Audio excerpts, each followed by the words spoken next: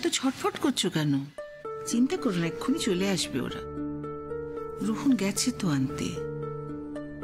তুই একটু সুস্থির হয়ে বসো দেখিনি এক জায়গায়। ভালো লাগছে না বুঝতে। ও দাদা, এত ব্যস্ত হচ্ছেন কেন? হসপিটালের ব্যাপার, রিলিজ পেপার আছে, তাতে সাইন করতে হবে। তারপর ঋষির কত মেডিসিন আছে, সেগুলো বুঝে নিতে হবে, বিল পেমেন্ট করতে হবে। রাস্তাও তো কম না, আজকাল এত জ্যাম হয়, একটু সময় লাগছে, চলে আসবে, এত চিন্তা করবেন না।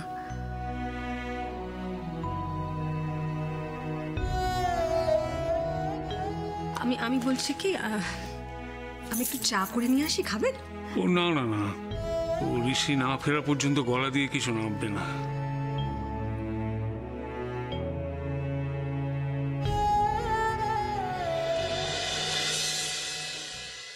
ওমা, ওই দেখো কারা এসেছেন।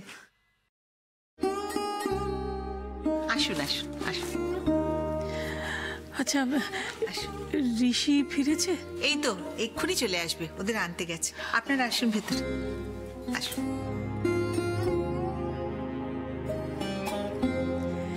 এই তো রাগিনী, এই নাও, এগুলো রাখো। এগুলো কি দরকার ছিল মাসিমা? ছেলেটার জন্য এগুলো আনতে বড্ড মন চাইলো। বেশি কিছু তো দিতে পারি না, আমাদের যেটুকু সামর্থ্য রাখো। ঋষির জন্য আপনাদের আশীর্বাদই যথেষ্ট। এত মানুষের ভালোবাসা, আশীর্বাদ, তাতেই বোধহয় এই যাত্রায় ছেলেটাকে ফিরে পেলাম।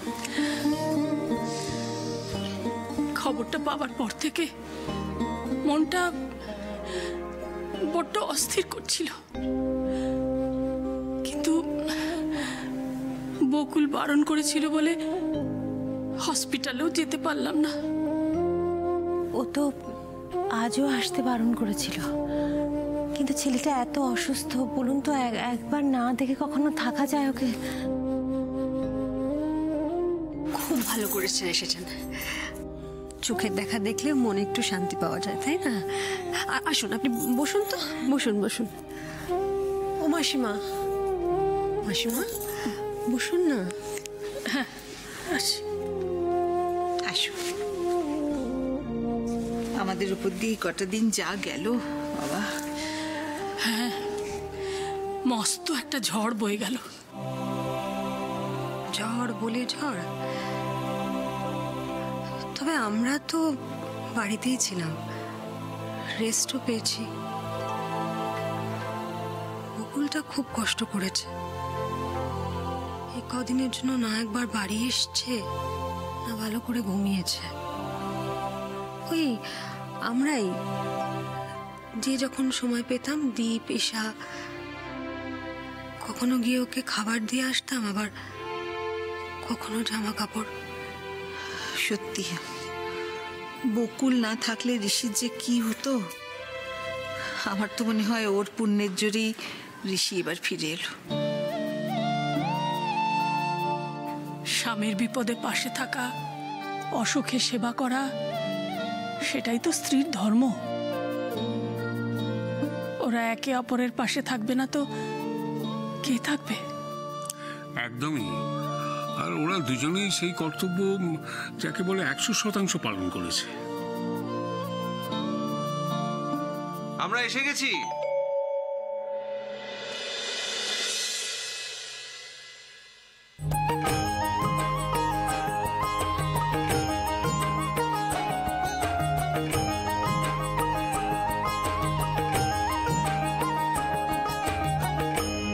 আসুন।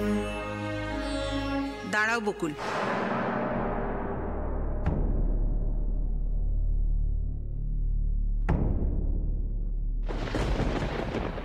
আজ কোর্টে কি হলো? স্যার, এ তো দেখছি কেঁচো ঘুরতে কেউটে বেরিয়ে পড়ছে স্যার। ঘুরিয়ে পেঁচিয়ে কথা না বলে মোদ্দা কথা এসো, কি কমপ্লিকেশন হয়েছে? স্যার, একে তো ড্রাগ ডিলিং নিয়ে পুলিশের কাছে জোরালো প্রমাণ রয়েছে, তার উপর ক্রিমিনাল অ্যাক্টিভিটি। সরকার পক্ষের উকিল তার সমস্ত ফাইল চেক করতে গিয়ে তার সম্পর্কে পুরনো নানান কেস নিয়ে নাড়াচাড়া করতে শুরু করেছে। পুরনো কেস? Yes sir.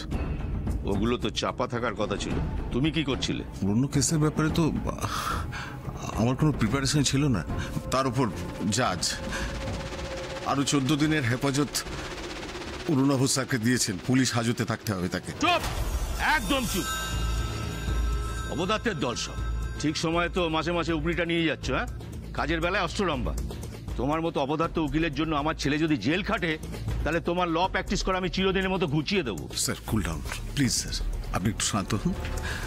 আমি আপ্রাণ চেষ্টা করব নেক্সট হিয়ারিং এ যাতে একটা বিল পাওয়া যায়। তোমায় কিছু করতে হবে না, জজের নাম বলো। অরবিন্দ ঘোষাল স্যার। ও, ঘোষাল বাবুর কোর্টে কেসটা গেছে। Yes sir.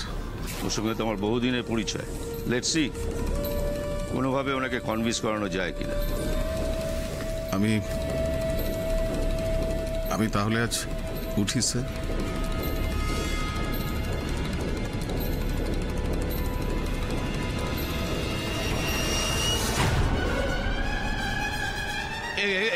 কে আপনারা?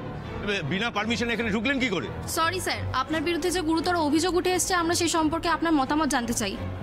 মানে কি বলছেন? কিসের অভিযোগ? আপনার বিরুদ্ধে সূর্যালোক উচ্চ বিদ্যালয়ে বোম লাগানো এবং দুষ্কৃতী হামলার অভিযোগ আছে স্যার।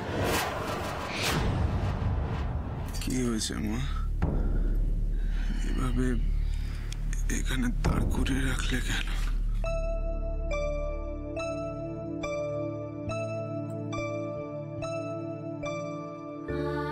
ঋষি, বিয়ের পর তুই যেদিন প্রথম বকুলকে নিয়ে এই বাড়িতে এসেছিলি,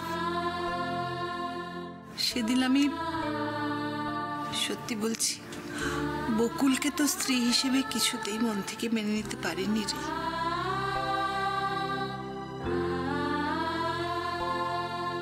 শুধুমাত্র তোর বাবা জোর করেছিলেন বলে ওকে আমি বরণ করে ঘরে তুলেছিলাম। আমার ঋষির সঙ্গে এই মেয়ের বিয়ে দিয়ে আনলে তুমি, আর আমাকে তোমরা কেউ কিছু এতটুকু জানানোর প্রয়োজন মনে করলে না? এইভাবে ঠকালে তুমি আমাকে। তুমি ভেতরে চলো, আমি তোমাকে সব বুঝিয়ে বলছি, চলো।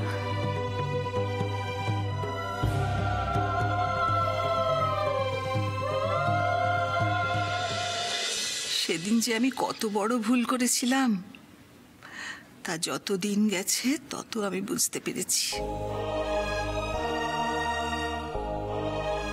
আজ বকুল নিজ গুণে প্রমাণ করে দিয়েছে যে ও এই পরিবারের জন্য অপরিহার্য।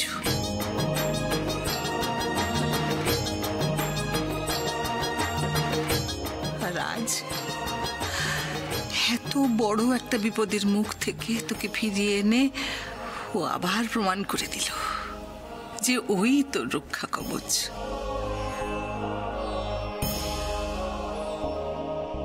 এই বাড়ির লক্ষ্মী।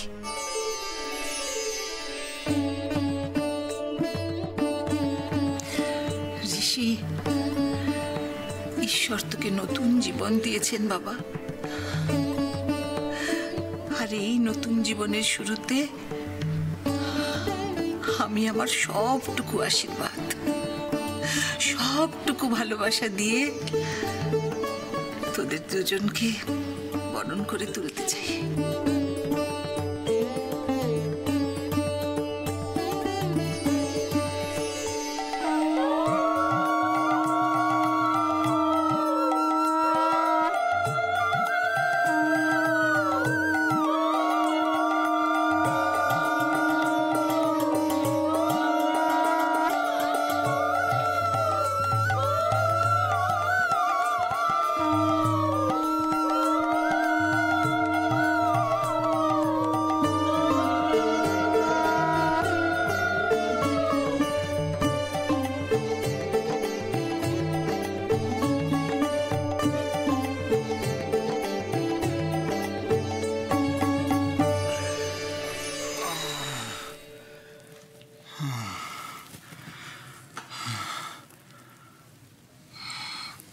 কাকুমণিকে তো দেখছি না। কাকুমণি কোথায়? মানে আপনাদের সাহস কি করে হয় আমার মতো একজন অনারেবল মিনিস্টারের বিরুদ্ধে এরকম জঘন্য অভিযোগ আনার? কে বাজারে একটা খবর রটিয়ে দিল তার ভিত্তিতে বিনা নোটিশে আপনারা আমার মতামত জানতে এসেছেন? কে অভিযোগ করেছে শুনি? আমি।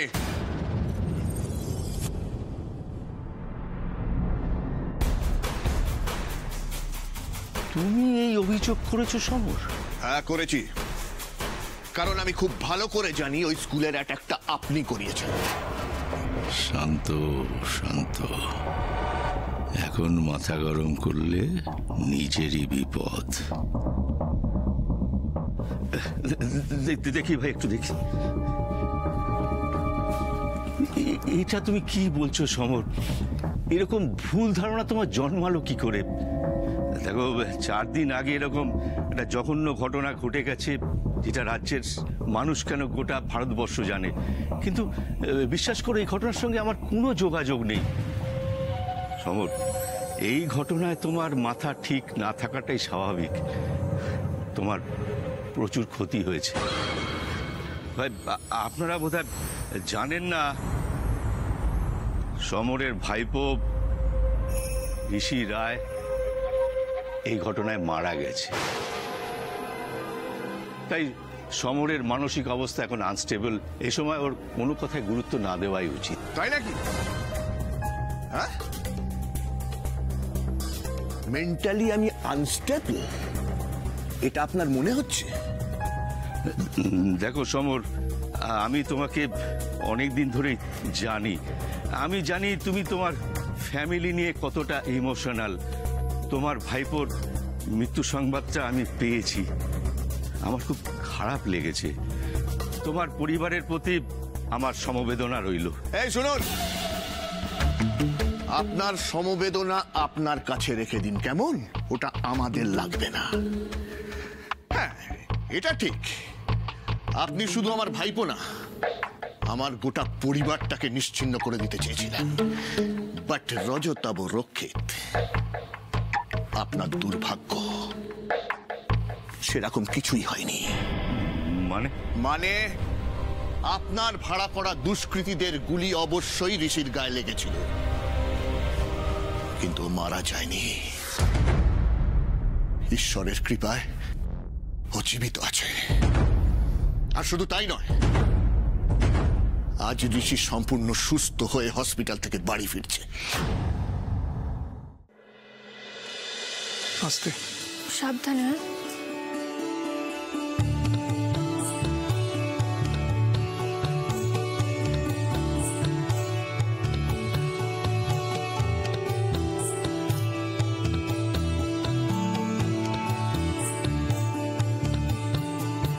খুব আস্তে। হ্যাঁ, খুব আস্তে। শোন না, তুই রেস্ট কর, বাবার জন্য একদম চিন্তা করিস না। থানায় কিছু ফর্মালিটিস আছে, তাই বাবা থানায় গেছে। ইনভেস্টিগেটিং অফিসার জানিয়েছেন তুই বাড়ি ফিরে আসার পর উনি তোর বয়ান নিতে আসবেন। জল খাবেন?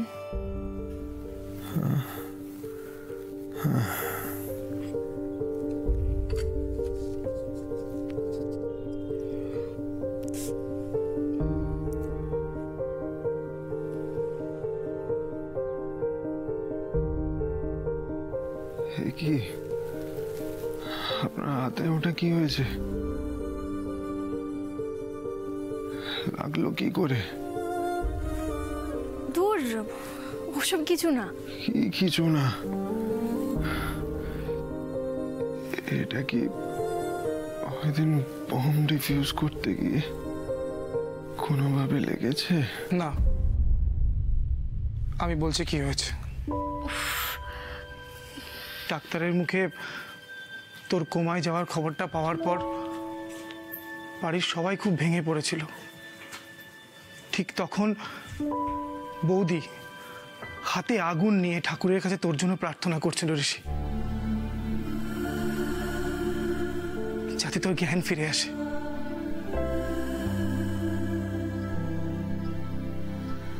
সবের কি মানে বকুল? তুই যাই বলিস না কেন ভাই, বৌদি যখন তোর জন্য প্রার্থনা করছিল অদ্ভুত ভাবে অদ্ভুতভাবে ঋষি ঠিক সেই সময় ডাক্তারবাবু এসে বলেন তোর জ্ঞান ফিরে এসেছে।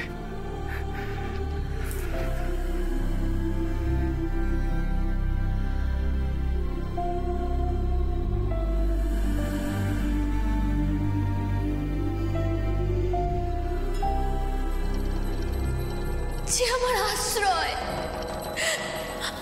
আমার প্রিয় বন্ধু, তাকে তুমি আমার কাছ থেকে কেড়ে নিতে পারো না ঠাকুর।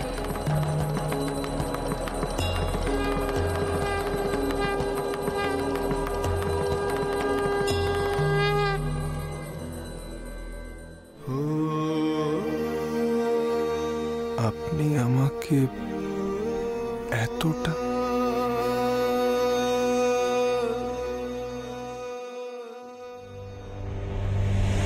কি হলো? খবরটা শুনে যে চমকে গেলেন, স্বপ্নেও বোধহয় ভাবতে পারেননি আপনার প্ল্যানটা এইভাবে ফ্লপ করতে পারে। ছি ছি সমর, এত বছর ধরে আমাকে চেনার পর তুমি কথা কি করে বলছো? আরে তোমার ভাইপো যে সুস্থ হয়ে বাড়ি ফিরছে, এ তো খুব খুশির খবর। হ্যাঁ, খুশির খবর তো আমাদের জন্য। আপনার জন্য যে কতটা দুর্ভাগ্যজনক সেটা এইবার বুঝতে পারবেন। এসব কথার মানে কি সমর? মানে আপনি আপনার ছেলের জেলে যাওয়ার বদলা নিতে যে কাজটা করলেন, ভালো করলেন না রজতব বাবু। এর মাসুল আপনাকে গুনতেই হবে।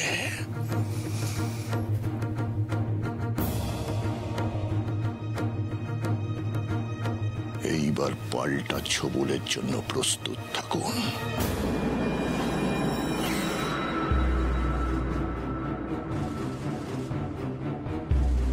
সমরবাবু যে সরাসরি অভিযোগ করে গেলেন, এ বিষয়ে আপনার কি মতামত স্যার?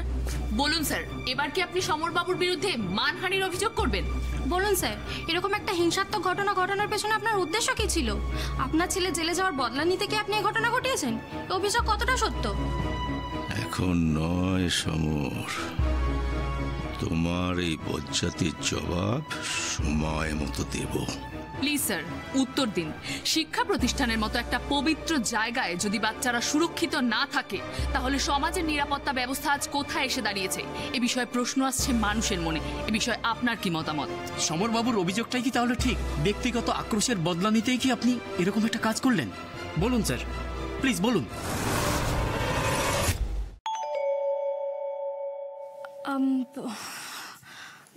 বলছি যে এবার আপনি আপনার জামাটা চেঞ্জ করে নিন। মানে হসপিটাল থেকে ওই একই জামা পরে আছেন তো? হ্যাঁ হ্যাঁ, আমরা চলে যাচ্ছি। তুমি ছোটদা ভাইয়ের সেবা করো।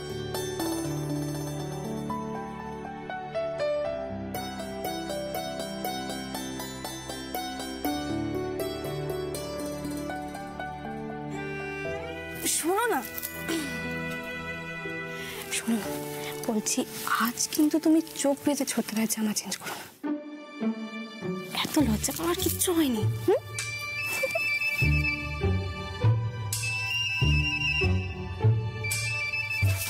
এই যে আপনি দাঁড়িয়ে দাঁড়িয়ে কি করছেন? চলুন। আরে আরে চলো না। আরে আমি কি করলাম? আরে